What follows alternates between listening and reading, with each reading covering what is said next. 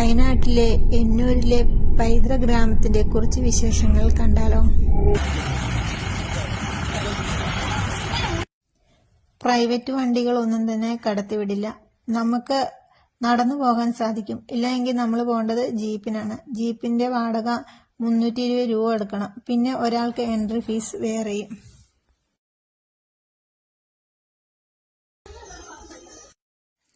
അങ്ങനെ ഞങ്ങൾ ആ ഗ്രാമത്തിലെത്തി. കയറി ചെല്ലുമ്പോൾ തന്നെ നല്ലൊരു വ്യൂ കാണാം നമുക്ക്.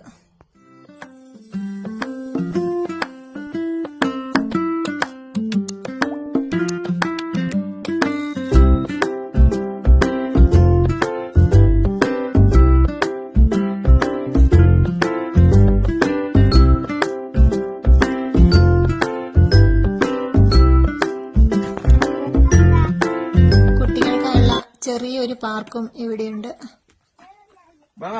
ഇവിടുത്തെ ഊര് ആദിവാസികളുടെ കോളനി റീക്രിയേറ്റ് ചെയ്തതുപോലെയുണ്ട്.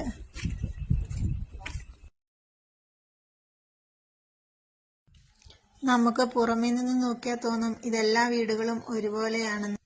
പക്ഷെ ഓരോ വീടും ഓരോ തരത്തിലാണ്. ഞങ്ങൾ ഒരു വീട് കയറി നോക്കി. അവിടെ കണ്ടത് പഴയ കാലത്തെ ഉപകരണങ്ങളും പാത്രങ്ങളും ഒക്കെയാണ്.